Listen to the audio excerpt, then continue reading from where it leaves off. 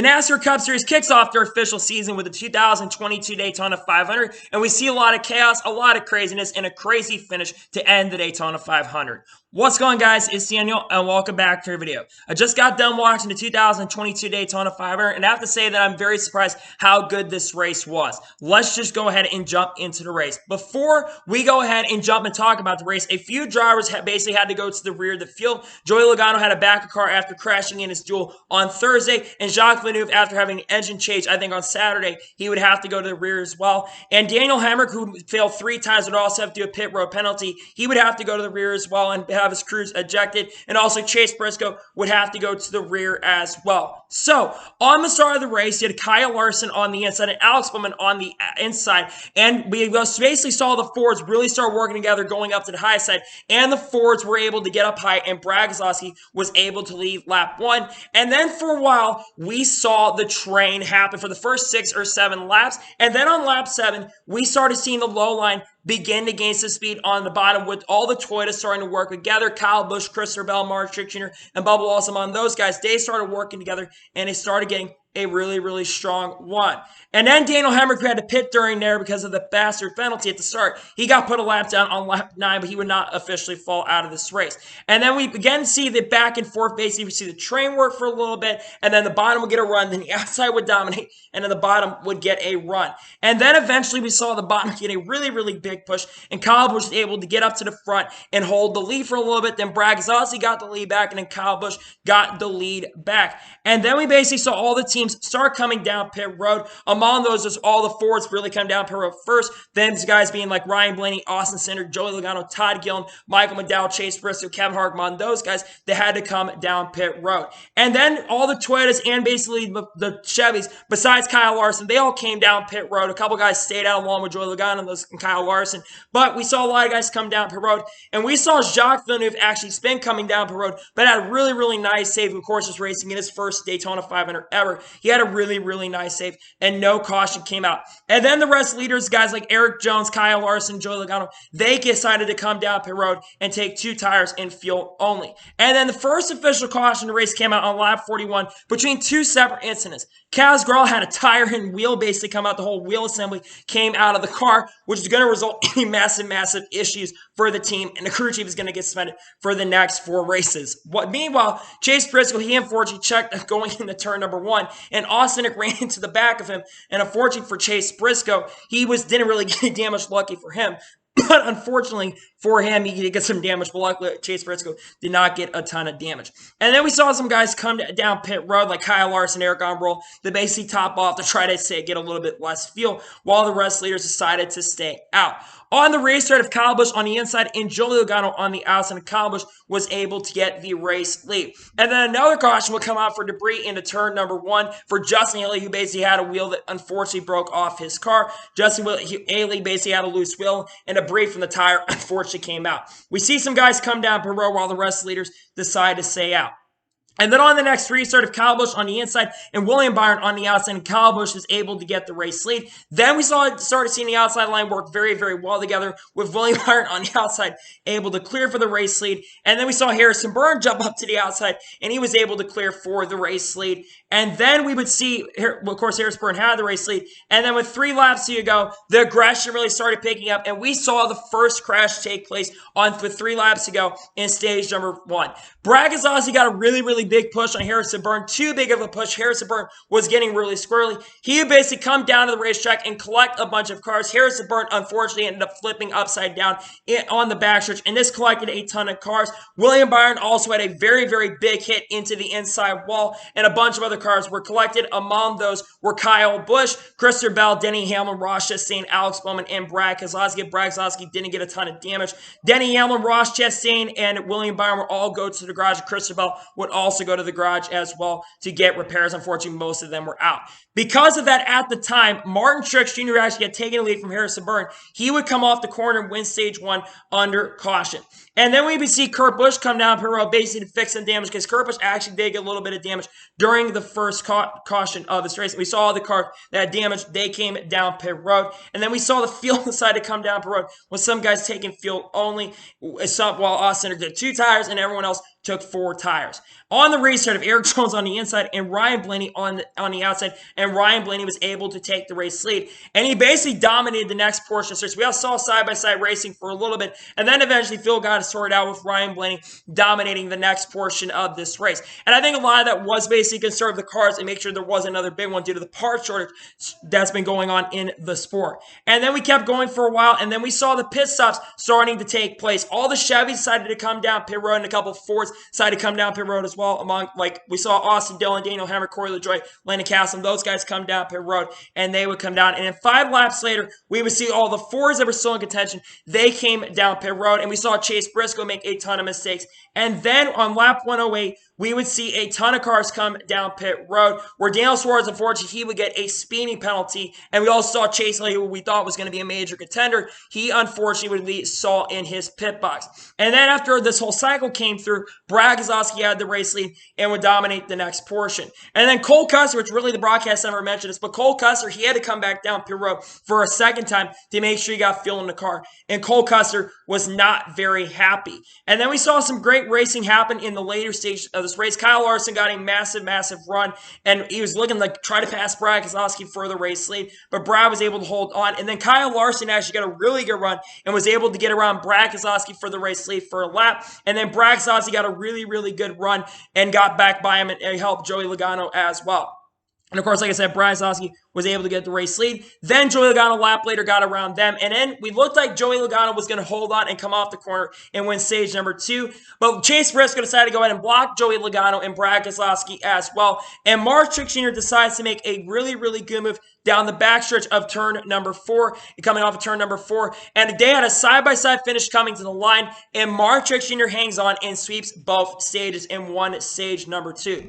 Then all the cars decided to come down pit road. Guys like Brad Keselowski, Michael McDowell. Unfortunately, Michael McDowell got a speeding penalty, but all leaders came down pit road. And then we saw some guys decide to come down pit road to top off. We saw Kyle Larson, Joey Logano on those decided to come down pit road to top off on field, trying to make it to the end. So on the restart, with 10 at least 63 laps to go, you have Brad Keselowski who had the lead on the outside, and then Chris Buescher on the inside, and Brad Keselowski able to clear for the race lead. And then with 50 laps to go, of course, you have Brad Keselowski at the time who had the race lead at the time. And then with 49 to 50 laps to go, we saw the next major incident take place.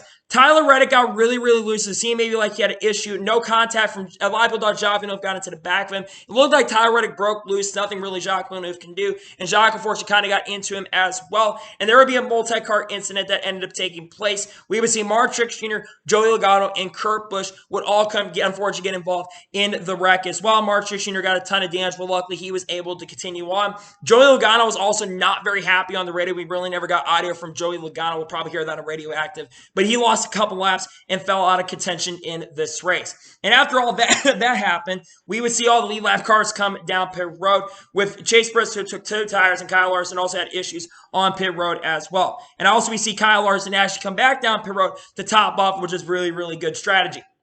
And then we go back racing with 41 laps to go with Austin Cindric leading on the inside and Bubba Wallace on the outside. And we saw Bubba Wallace able to get the race lead for a lap or 2. Then Austin Cindric got the lead back for a little bit. And then we also see Austin Dillon who got to come down for field strategy. And we saw back and forth for a while between Bubba Wallace and Austin Cindric. Then Bubba Wallace actually able to clear for the race lead with 25 laps to go. And then we saw Ricky Stenhouse Jr. with 23 laps to go. He was in the middle of that field. He started coming up in front. He was able to get the race lead. And then we basically see all the cars go up top, trying to click off laps, trying to set up for the finish with around 21 laps to go in this race. And they decided to form up to the top, trying again, like I mentioned, click off laps, trying to get to the end of this race. And then they started catching lap cars, and that's when we started to see some moves from the Penske boys where they moved to the inside to try to make moves for the overall victory. And then with 11 laps to go, because there was also really, really big concern about fuel being a major issue. And then with 11 laps to go,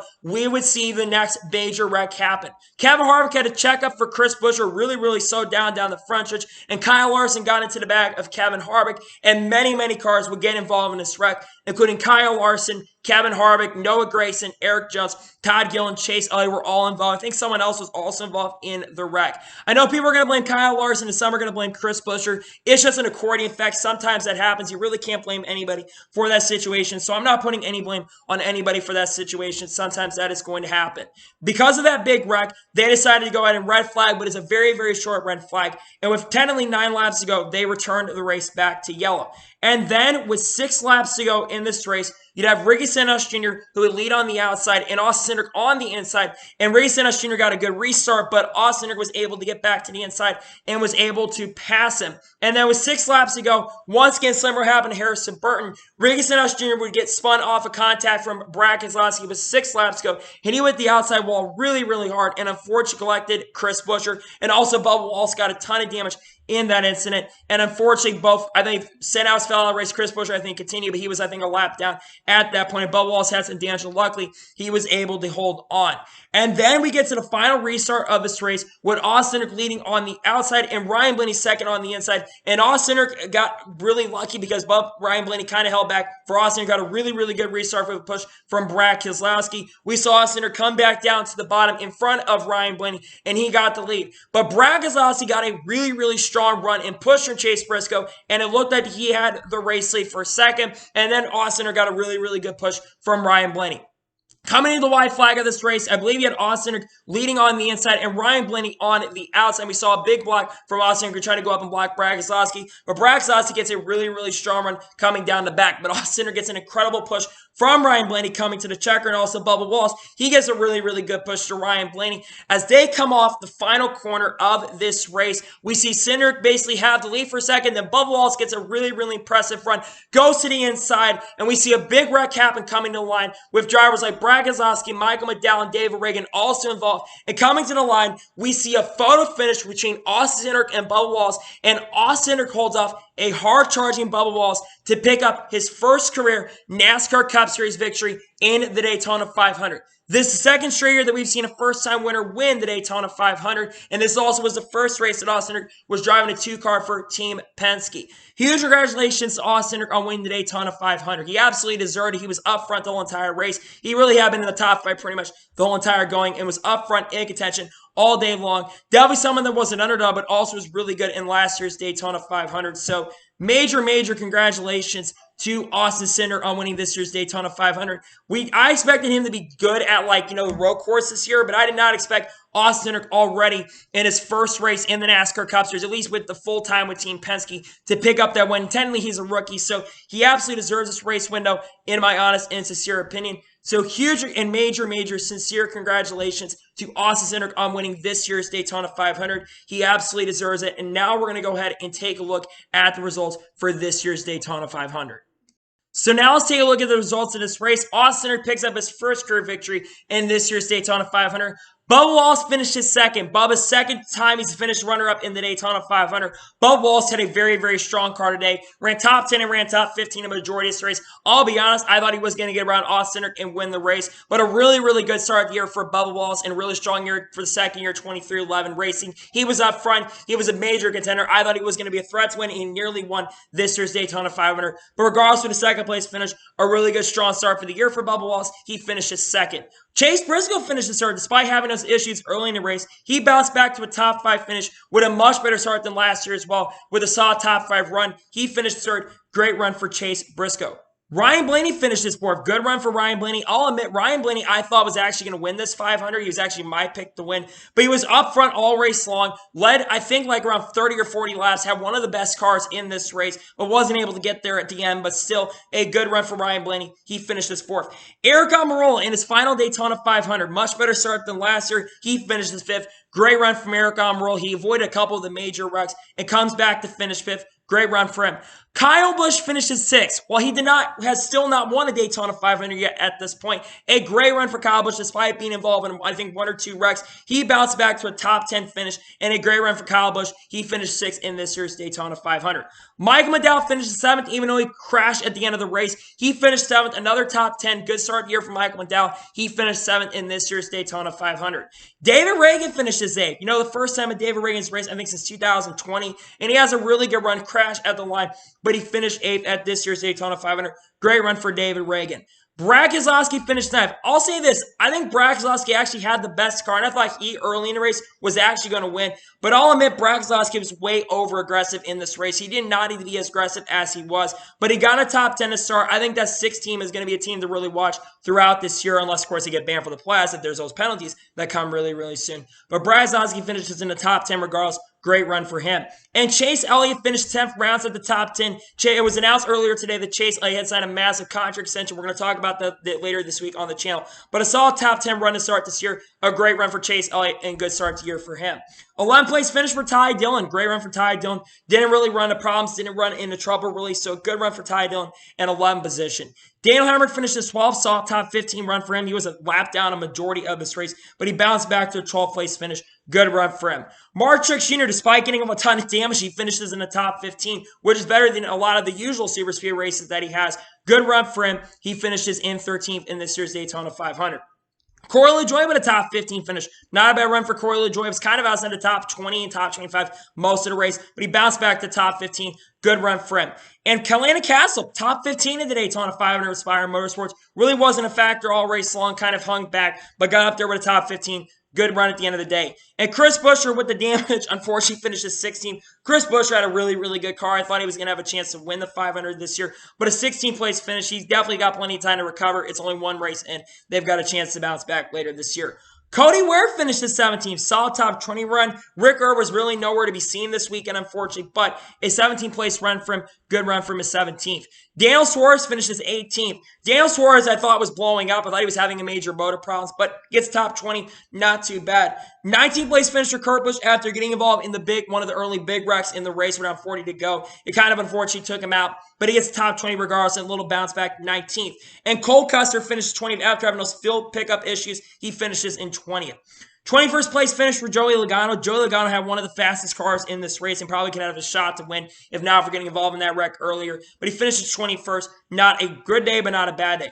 Jacques Villeneuve finishes in the top 25 in 22nd position. What a run for Jacques Villeneuve. I know he wasn't a major factor, but he finishes in the top 25. That's really good for the owner's points for that 2017, especially when it comes into play. Good run for him. He finishes 22nd. Justin Haley finished 23rd. Justin Haley had problems all day long. I expected Justin Haley to be a factor. And I think that with Kaulig being a new team, I still think they're trying to figure things out. But a 23rd place finish, they've got all year to figure it out. They finished 23rd. Alex Bowman, who was 4 laps down after getting involved in the first big wreck, he finished this 24th. Again, not a great run because of the big wreck, but it is what it is. Austin Dillon finishes 25th after basically having a bunch of penalties that took him out. The money team and Kaz Grala finished 26th. Solid top 30 run for Kaz Grala and the money team. 27th place finisher BJ McLeod. Top 30 for them. Good run for them. Ricky Stenhouse Jr. finishes 20th. I thought Ricky was ultimately going to be a factor and have a shot to win, but unfortunately getting taken out late. He finishes 28th. 29th place finish for Eric Jones after getting involved in one of the big ones. And Cam Harvick, after also getting involved in the big one late, he finishes in 30th. Noah Gragson, after getting in the big one, who had a really good run going, running top 10 and top 15 a lot of day, he unfortunately finishes 31st. And Kyle Larson finishes 32nd. Kyle Larson had a really good day going. I thought he actually had a really good chance to win. And had he not made that little bump against Kevin Harvick late, or in a late portion of the race, probably could have had a shot to win. Had made a better moves and judgments late, he would have had a shot to win. But 32nd place finish. They've got a year though, but he finishes 32nd, unfortunately. Todd Gillen finishes 33rd after getting involved in the big one. Christabel finishes 34th. 35th place finisher Tyler Reddick. Gray Bivol finishes in 36th. Gray Bivol had motor problems, which took him out of the race, which was 65 laps down, if I'm not mistaken. Unfortunately, he went 60 laps down to go behind the wall to fix basically the engine issues. Their engine and motor was basically laying down, but he gets a few positions anyways. Denny Hamlin finishes in 37th. William Byron finishes 38th. 39th place finisher Harrison Burton. And Ross Chastain finishes in last in 40th position. So, now let's talk about my overall thoughts of this race, and they give you my score for this year's Daytona 500. Let's start off with Fox. Fox, holy crap, you've Their commercials were absolutely ridiculous. I think the commentary actually was not terrible, but oh my God, so many commercials. There was a point there was like 3 laps, there was green, we saw a commercial, and 3 laps back, and then we saw another commercial. Fox needs to stop with the commercials, and honestly, I'm kind of tired of Fox's coverage. But I will say Tony Stewart, he did a really, really good job, and they've got some good people that are coming on to do commentary later. But seriously, Fox, you need to get your stuff together. Besides that, let's talk about the racing. This is actually very surprisingly good. And I'll be honest with you, coming into this 500, I wasn't expecting this race to be very, very good. And I'm definitely very, very surprised how good this 500 was. Yes, of course, at points you had your train racing, but that sometimes is going to happen in Daytona 500 when they're clicking off laps. But you had a lot of side-by-side racing, and you had a lot of guys that were being really, really aggressive and getting great pushes. You had good battles through the lead. You had, like, I think a 10 or 20 lap stretch where you had guys side-by-side for the lead in the race, which was really, really fun to watch.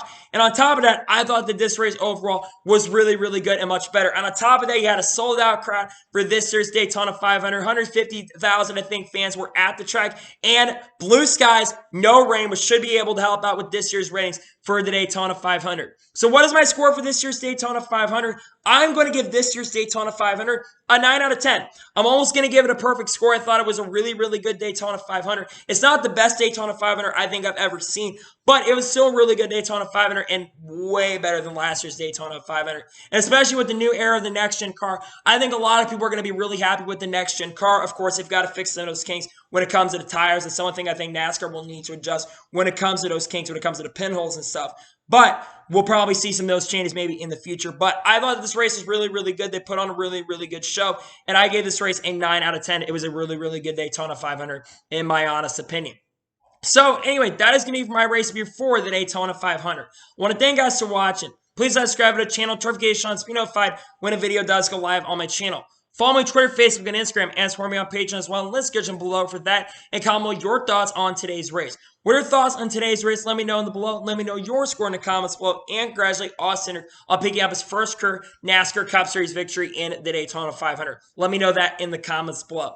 Tomorrow on the channel, I'm going to be having my 1,000 subscriber special on my channel, which is going to be my 2023 NASCAR Cup Series driver lineup predictions. And then on Tuesday, we're going to have a massive catch-up news video. We're going to talk about all the news that happened over the weekend that you will see on Tuesday and some stuff that might be announced on Monday and early Tuesday morning that you will see. So you guys should be able to check it out this week. But anyway, like I said, I want to thank you guys for watching today's video, and I'll see you guys next time for some more great, awesome NASCAR and other motorsports content on the channel like this. Take care, everybody.